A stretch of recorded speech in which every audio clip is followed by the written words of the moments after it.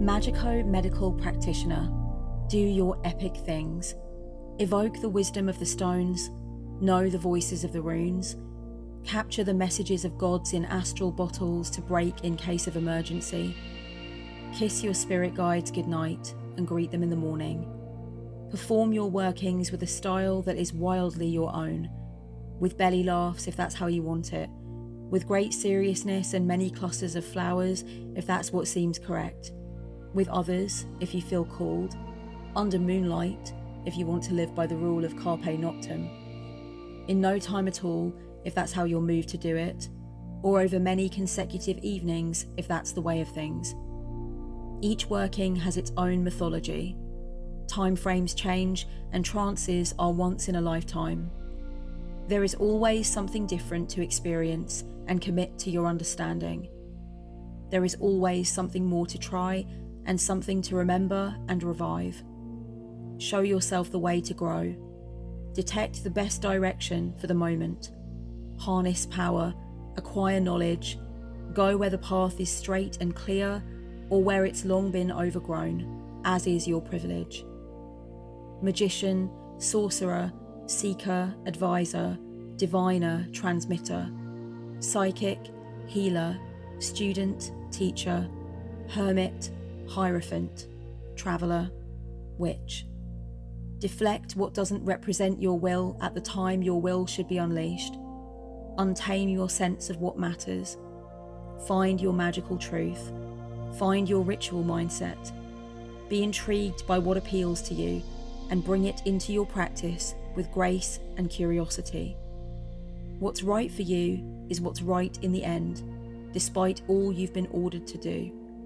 This is your journey. You are the one who chose to set off, and only you will arrive when it's done. So make it count and make it your own.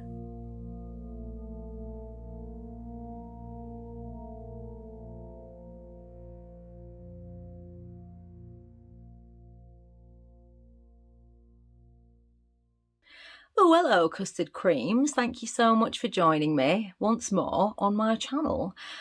So, as many of you will know, I use September every single year, the whole month of September, to do a check-in on self-love, and I look at all different areas of my life and what's been going on since September the previous year, and I basically just do an inventory. It is a self-love stock take, and I really encourage anyone who doesn't have anything like this in their calendar to do it, because it is so useful. It just basically helps me to make sure that every year I'm looking at what's working, what's not working, what needs to change, and what I can honor myself for as well in terms of the self-love that I've been putting into things. Today I want to talk about self-love pertaining to my personal witchcraft practice. I did make a video about this very thing last year for Self-Love September, so I will leave the link to that down below if you want to check that out, because I think if you are interested in the topic of this video, it's likely that you'll be interested in what I said there as well. But I want to go into slightly different territory this year, and I want to talk about why I'm coming to reflections on self-love in witchcraft too. So some of it is going to be quite personal. It's going to be about where I am, what I've been struggling with as a witch, and how I'm going to be dealing with that, what I've kind of recognized about what is missing with self-love there. And some of it is going to be things that I really would put forth to you as self-loving ways to witch and self-loving mindsets relating to witchcraft. So buckle up, get a drink if you want to, enjoy this. If you are not a witch, you are still very much welcome. There's lots of room here for mystics and seekers and half witches and possibly witches, you know, so please come in and do your thing as well. You're all welcome. I've basically always said that one of the strongest decisions I made in my witchcraft was to let myself try things as an experiment and to focus more on what worked and figuring out whether or not it worked, you know, rather than thinking about what I should be doing and whether or not it goes with the other stuff I'm doing and whether or not it makes sense. Because I think some of the things I feel called to do in witchcraft, I feel called to try in witchcraft, don't necessarily always match up with what I'm doing already. And I think that needs to be okay, basically. So I started at a certain point in my craft a few years ago, very much focusing on experimentation to see whether or not the stuff I was trying would have a good effect on the outcome that I wanted? Was it working? Did it make me feel better? Did it bring in what I wanted it to bring in? And if not, then after a certain point in the experimentation, I would just put it to one side and I would just say, you know what, that's fine. It's okay that it hasn't worked, and it doesn't mean anything about me that I would put it down, that I wouldn't want to pick it up again. That's not really something I need to concern myself with. It's just looking for tools. I'm looking for tools. I'm looking for resources. And I've thought that for the absolute longest time on my path. But when I experienced a massive personal tragedy earlier this year, and my life went into a crazy free fall, and everything was unbelievably overwhelming, almost unbelievable, so deeply shocking, so painful, I started to take myself back to this pressure relating to my craft, which was around what I should be doing. You know, should I be doing ritual? Should I be doing devotionals? If so, how should I be doing them? Should I be thinking about putting ancestor work or spirit realm work into my practice in order to connect with my brother or honor my brother? These kinds of things. And I was really allowing the intensity of these questions to stop me from doing what I most thought would be favorable, and also to stop me from just experimenting with something. I was taking things so seriously that I wasn't giving myself the opportunity to just maybe play with ideas, knowing that I might back out of them at a certain point. They might not be right for me at a certain point, and I would be able to put them down. So I think what I'm trying to say is I went back to the seriousness and the solemnity of magic and witchcraft that I was kind of plagued with at the beginning. And the reason I think I was plagued with it right at the beginning is because of the resources that I was picking up. Well, first of all, it was because I felt a lot of seriousness around my witchhood. I was serious about it, and I am serious about it. But also the resources that I was picking up at that time, they didn't really have much in them about fun experimentation and just enjoying the journey of exploring things, picking them up, maybe putting them down if you weren't that into them anymore after a while. And the whole idea that that is not a big deal, that it doesn't have to be a big deal, that it's literally just part of the journey. I only came towards those resources and towards that online discourse later on, because when I first started looking at witchcraft resources, I was at a point in my youth where we couldn't just order books online. That kind of thing wasn't happening. You would either have to find someone in your family or friendship group who had books on the craft, or if you were really ballsy, you would go into the library and you would order books on the craft, right? And the books that I was picking up were all connected to Wicca, and a lot of them included things like information about a year in a day study, everything you had to do during that year in a day study period, and then the notion of initiation or self-initiation. And there's nothing wrong with any of that. I'm not, shitting on that whatsoever.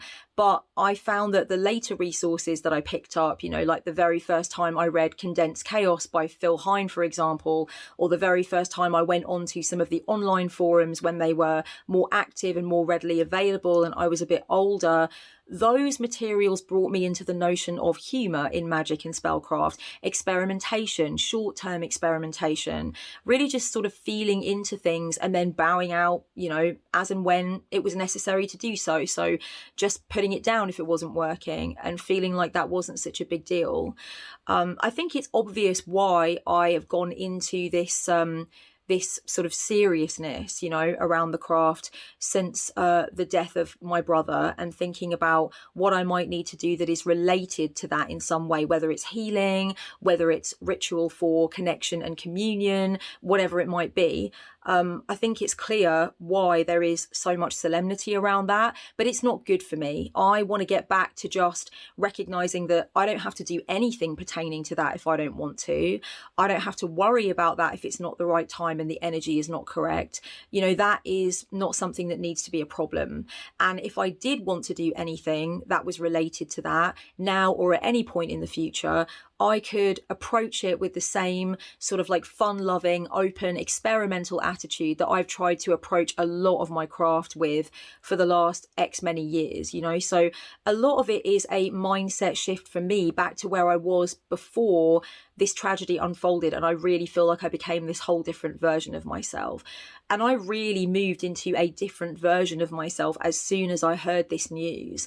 And at first, I wasn't even thinking about what to do in terms of witchcraft, apart from going and sitting at my altars, going and just literally being bewildered there, not doing anything else. But after a while, especially when I heard about certain other people performing rituals and making shrines, temporary shrines, or, that kind of thing, as soon as I heard about people in my brother's life doing that and finding that comforting, finding that helpful, not only did I tell myself, okay, you need to do that, but I also told myself you should be doing that and it should be a certain way. And after that, I totally just clammed up and I stopped doing ritual altogether. I think firstly, because I felt a little bit guilty that the ritual and the spells that I was thinking of doing were not linked necessarily to the bereavement. And I didn't feel like that was, where my mind was taking me. I was doing my bereavement in other ways, and I still am, like therapy, for example, which I have weekly. So I felt guilty. And also I was absolutely overwrought with perfectionism. And perfectionism is one of the key ways to kill that sense of playfulness and that sense of exploration that I think is so self-loving in my path. So I wanted to explain that right out of the gate. It's not that I no longer believe in just trying something to see what happens, delving into certain techniques or using certain tools, and then later, if realizing they're not for you, that's okay. I still believe that, but something really happened to me when this really, really difficult tragedy unfolded, which I'm still very much shepherding myself through, that made me realize, oh, okay, I'm not taking that self-loving, self-accepting, open, experimental way of doing things anymore. I'm not doing that. I'm stressing myself out. I'm telling myself I should do certain things, and they've got to be perfect and they've got to be appropriate in terms of honoring him and in terms of what I need out of them. And I was almost not allowing myself to witness the fact that I didn't want to do ritual around the grief. I didn't want to do communion necessarily. I didn't want to. There's a lot of things I didn't want to do that I was telling myself I should do. So I'm bringing myself back to that experimentation. And one thing I would say is that one self-loving attitude I've had for a long time is I don't should on myself with my path.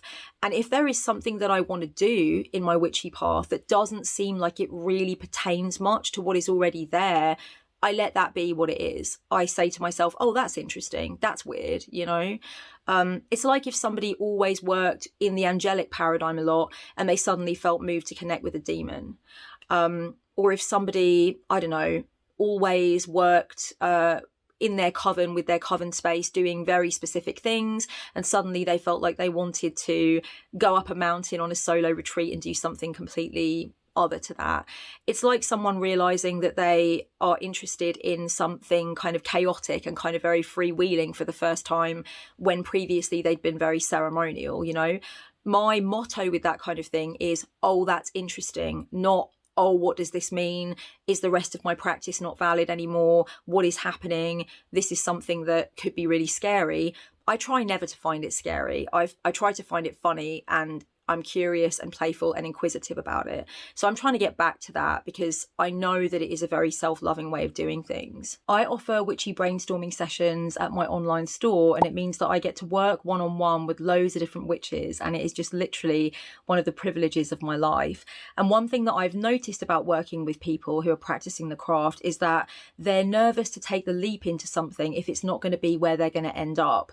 Now, I can kind of understand that when it comes to dedicating to deity or dedicating to working with any particular being, because you kind of want to make sure that you are at the point where you know that that's going to be an ongoing thing. And that's why in many ways I don't recommend dedication. I recommend just, going along with a deity and seeing where it's going to go and not trying to force it into an ongoing framework if you don't really know for sure if that's where it's going to go, and you're not really sure if that's what you're going to want long term or that's what the being is going to want long term. To me, a dedication to a deity is kind of like marriage, and why would we rush marriage, right? When so many things have so much meaning and are so special without marriage having to take place. But anyway, a lot of the concern people have about starting something is with beings, but even with things like various practices, you know, like starting learning about astrology, starting working with a particular tool, that kind of stuff, all of these things are up for debate in the practitioner's head when it comes to whether or not they should go ahead and do those things, because they want to know, is it just going to be for now? Is it just a phase? Or is it something that I can definitely say, yes, I'm interested in it? I would say that you literally can't know if something's going to work for you in your path if you don't try it. And so there has to be that period of experimentation without you falling into the seriousness of whether or not it's going to last in your craft. You have to date a deity. You have to play with a tool in a number of different ways. You have to give it that grace period to see whether or not it clicks with you and what you actually learn from it, like what are your field notes about it, kind of thing. And so I realize I need to get back to that. I want to get back to that so much. And I know that when the time is right for me to do any kind of witchcraft pertaining to the tragic loss of my brother and how that's going to be and what it's for, I will be ready for that at the time. I don't want to should myself into it. I don't think that's actually healthy at all. And I think if I want to play and experiment in other ways, I should do that. You know, I think sometimes it's a nice form of escapism and something to focus your attention on when things are really difficult, rather than tell yourself, okay, things are really difficult, I have to apply my witchcraft to this. I think, you know, sometimes if we're having job difficulty, financial difficulty, relationship is kind of on rocky ground or whatever, it makes more sense to direct your witchcraft towards that and be serious about getting results out of it. But with something like the death of a loved one, the thing that I've realized is that the main thing that anybody that knew him wants is they want him back. They want him back in the physical realm, in the earthly form, and we can't have that. So anything else pertaining to my healing or communion with him or any of that stuff, that should happen on my timeline, and that should happen in a way that I know feels right for me and that I've designed for myself. So I gift myself lovingly the permission to take my hand totally off that wheel. It's not what I want to be doing. And I was really trying to bring myself to it. I was setting up, you know, something in my head. I was figuring out the wording. I was figuring out how it was going to be and ongoing things to do with it, ongoing ritual and stuff. And then I was suddenly like, you are shoulding on yourself and you're getting really serious about this because you feel like if you open up that door, it's got to be an ongoing open door and you just don't need any of this right now, you know? So I gave myself permission to put it away. I'm not doing anything pertaining to that right now in my practice. I am really, really open to spontaneous, random things happening, spirit coming in and just telling me what I need to know, just random inspirations that I have in the moment and putting them into practice as and when they come. I think a lot of magic is contained within transients. You know, if you look at the evidence for that in your life, you will notice that things like random conversations you have with strangers, just sort of weird interactions that happen that you didn't realize that were going to happen, that come out of nowhere. If these things gave you any kind of healing quality, if they enriched you, if they empowered you, then you know that even though you will never see that person again, even though you'll never be in that situation again, even though it was totally random, it meant a lot. It was alchemical. It had some kind of an effect. And I know that for me, some of the things that I've done for people that are the most alchemical or seem to have been the most effective are things that I just thought of on the fly, things I wanted to say for them, things I wanted to do for them, just ways in which I turned up that were very spontaneous for me, but seemed to have incredible alchemical clout for them. So I know that there is a lot of magic to be found in that, rather than in trying to implement a system and be faithful to that system. Instead, I'm just open to possibility again, and that feels good. I am currently really inviting spirit to come in and give me material that is useful for me and healing for me on my journey, and will give me the signpost to understand where I need to go. If there's one thing that I've learned about my grief, it is that a lot of the most profound support and the most consistent support that I have received actually hasn't come from human beings. And there definitely are a few human beings in my life who have given me steadfast support, and I really value them for that. That's really important. But a lot of the stuff that has given me comfort is stuff that has always been the same, and that I have always loved, that I find very emotionally low risk to partake in. So things like rereading Interview with the Vampire, which I know that story like the back of my hand. The spine of my copy of Interview with the Vampire is cracked to shit because I've read it so many times. That book is never going to change. That book has been written. I know how it goes. I know my favourite sentences. I know the characters. And it's the same with albums that I love, that give me comfort, that give me hope, that make me feel empowered. That album has been written. I've done it to death. I know the chords in it. I know the lyrics in it. And I know that it's going to take me somewhere that I need to go. So I've also just been giving myself those sort of magico-medical prescriptions that I need, you know, really looking at the way that I'm approaching things as a witch in terms of what my prescription is, what is in my bag of resources, what can I give to myself that will be medicinal. And human beings are wondrous creatures, but they are also unpredictable. Their energy output is unpredictable. The things that they may say are unpredictable. The way they're going to deal with things, sometimes you can't know what is going to happen there. And I think it feels like there's a lot of risk for me with going to someone with my issue. And also a lot of people have not dealt with something like this. And it's scary, and people don't know what to say, and they're very worried about their own ego. They're worried about, you know, failing. They're worried about not being the caliber of friend that they need to be. They're worried about how it's going to reflect on them if they don't say things the right way.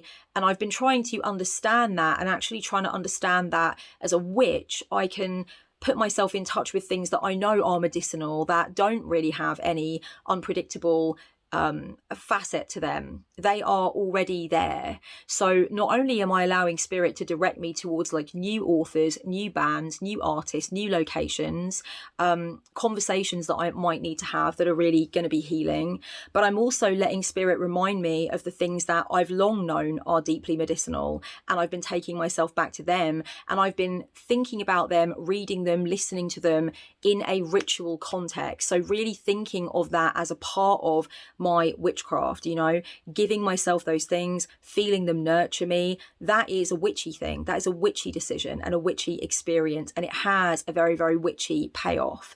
So if you're listening to this and you're thinking, I'm not getting the caliber of support that I require, and I feel like there's something missing and there's something I need, try thinking about your materials that you know have a profound effect on you in terms of supporting you, empowering you, making you feel differently.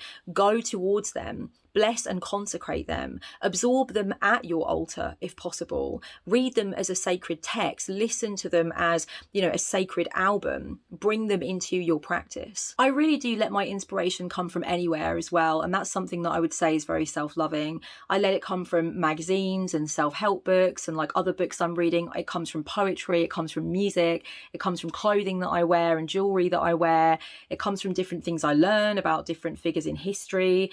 My inspiration comes from all over the shop, basically, and that is very helpful for me as a witch. So I'm not forcing myself to do something that might be like more classically formulaic. I am looking at things a little bit more out of the box, and that brings me on to my next point that I wanted to make in this video.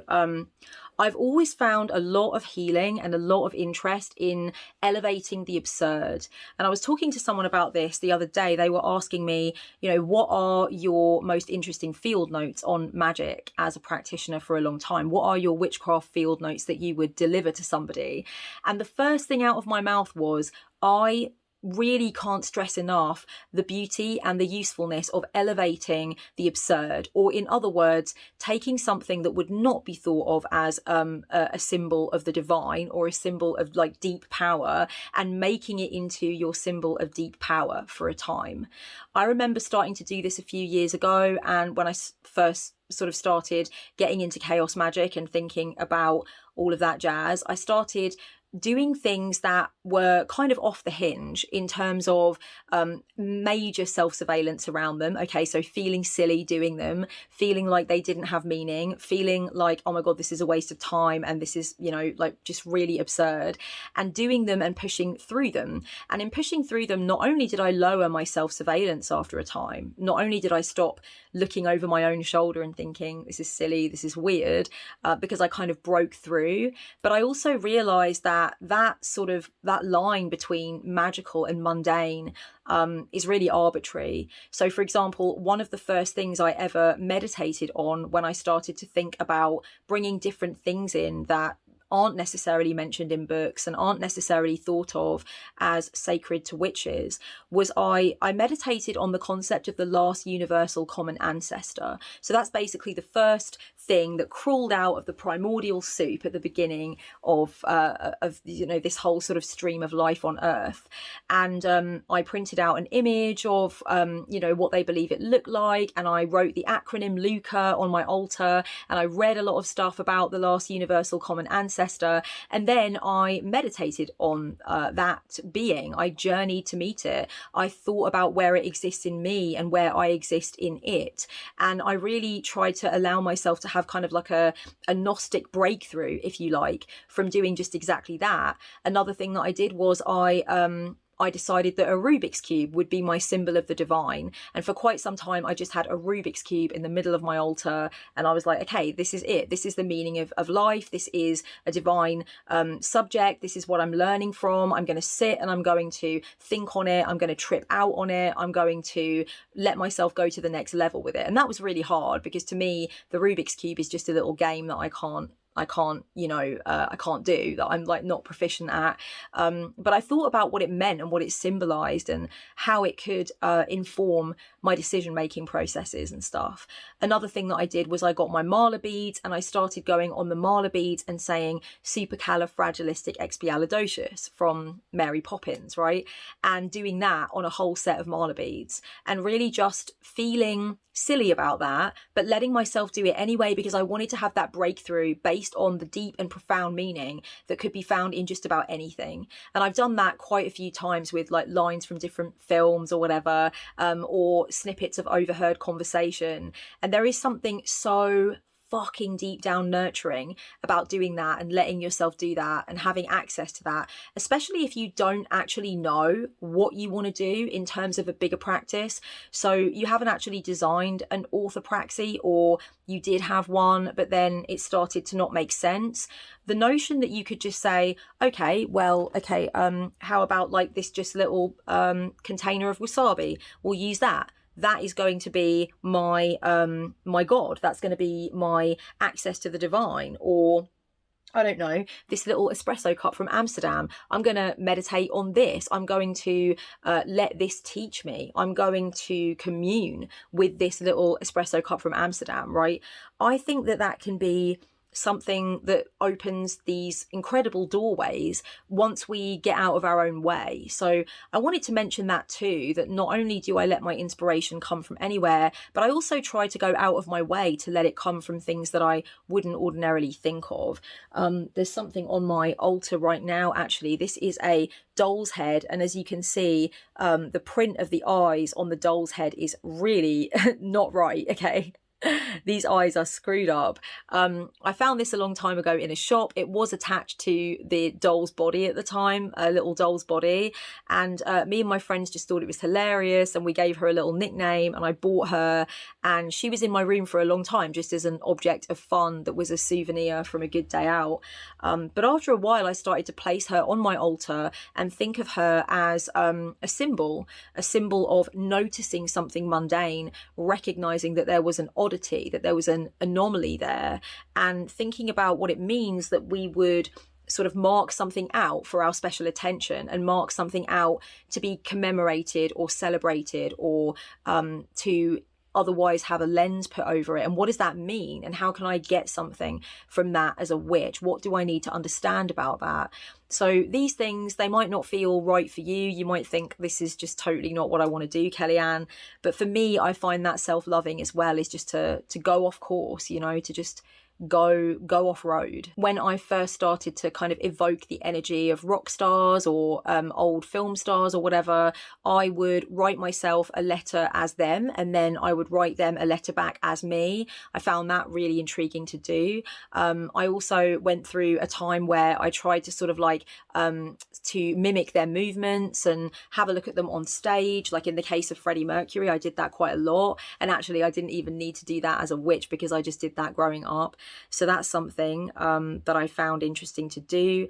I made Matilda into my sacred text at one time. And I think you can make literally anything into your sacred text. And I do have a part about that in my book, Rebel Witch, where I explain how you can just take anything, make it into your sacred text, make it work for you, and refer to it as though it is your divine text. It is something with all of this epic sacred knowledge to give to you and answers within it and stuff. So there's a lot of things like that I have done. I've channeled the weather outside the window and tried to, evoke its energy and tried to behave in a way that I feel like that weather would behave, or make decisions from that perspective. So a lot of it is also ego deconstruction, right? It's just this notion that I'm not tied to my sense of who I am and what I would or should be doing and what that means about me.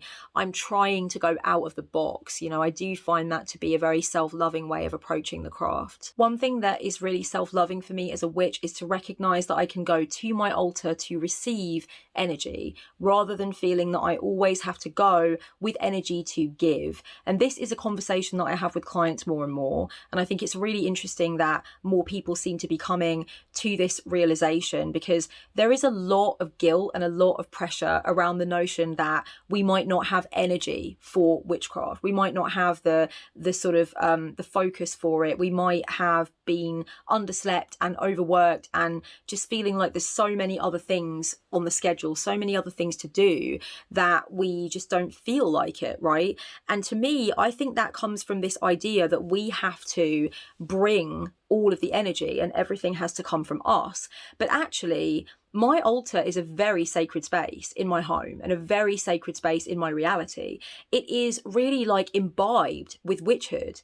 All of the stuff on it has been blessed and consecrated, the way that it all interacts with each other and the whole notion of what I do there, what it means, the symbolic nature of the altar, all of that leads me to believe, and I have believed for a few years now, that I can go there to receive energy. I used to really feel like I couldn't go to my altar because I didn't have energy. That's the place to be in your home if you don't have energy. Go to the altar, light a candle. And as I said in a previous video about, the most common things I do at my altar, you can just sit there and do nothing. Just light the candle. If you want to light the candle, sit there, have a cup of tea, and wait and see if something comes next. Nothing actually has to come next, though. And that's something that I took to my heart that really helped me. If something does chance to happen when I'm there and I'm feeling drained and I'm feeling like I can't do anything, then it's a bonus. And that does happen sometimes. I sit there for a while and then I'm like, you know what, I want to draw cards, or I want to do a devotional, or I would like to scry using my crystal ball, something like that. But sometimes it doesn't. And for me, it's just bonus points if it does.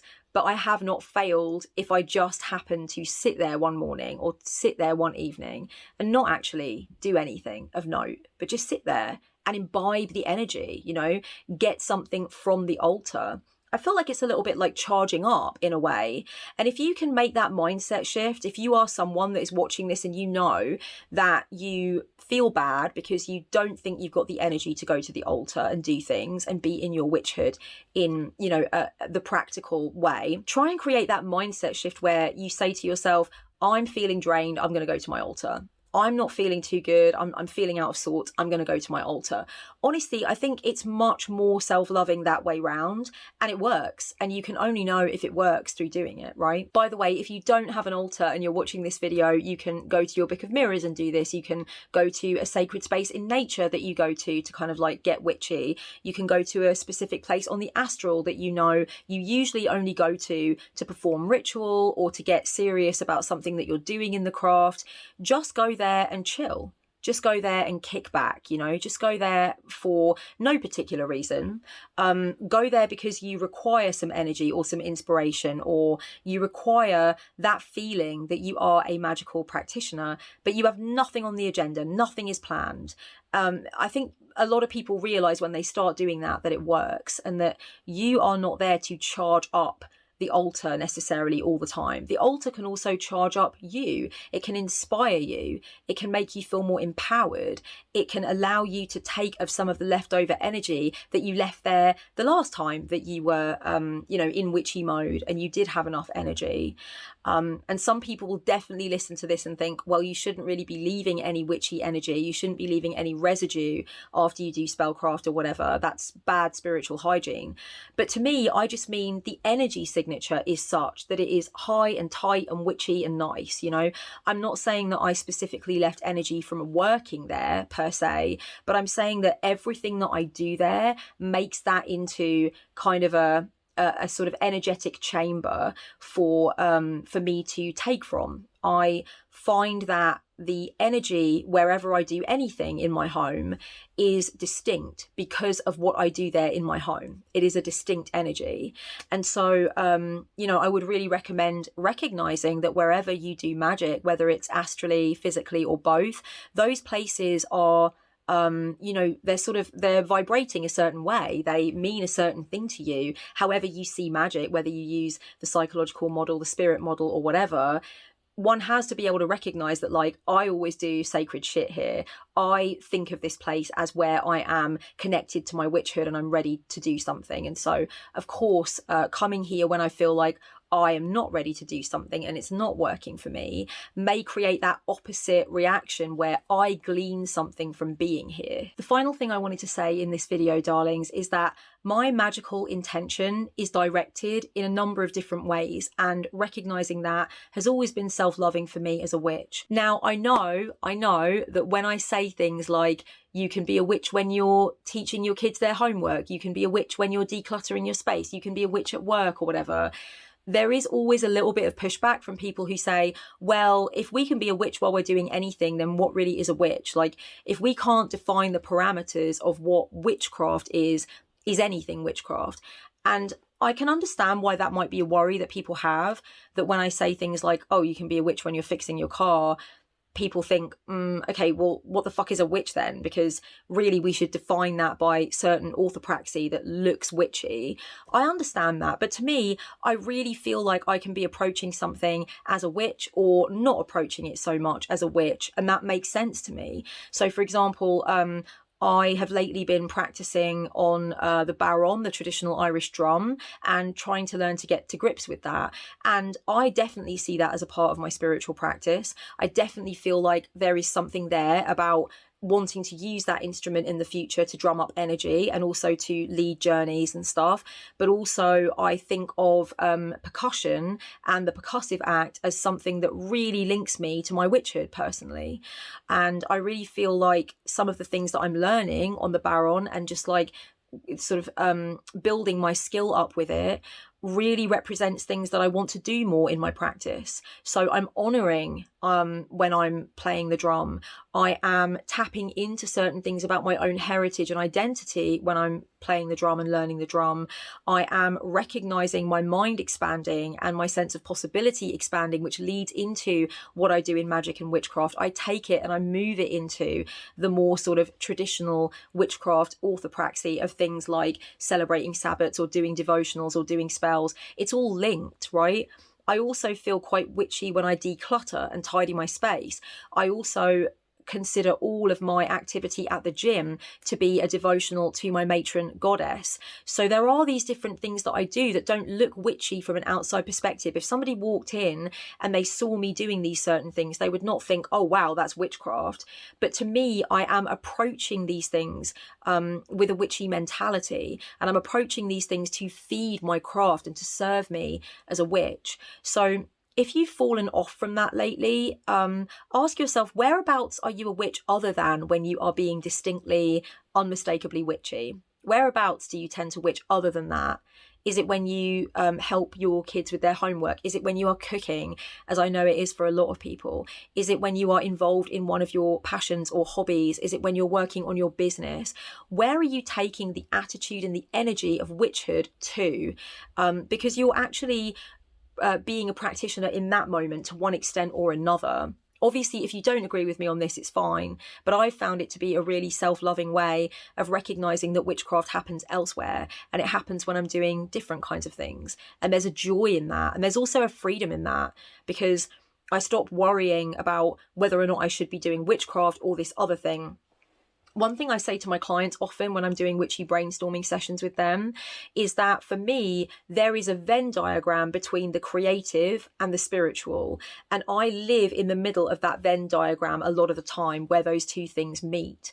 So when I'm making art, I'm often doing something witchy. I'm often putting intention into the art, and I am doing ritual when I'm making the art. And sometimes the art also doubles up as a spell, or it also doubles up as healing intention if the art is for someone else, all of that stuff. So for me, there is that Venn diagram, and you might find that you have several as well. You might find that there's a Venn diagram between who you are when you're cooking in your kitchen and who you are when you're at your altar.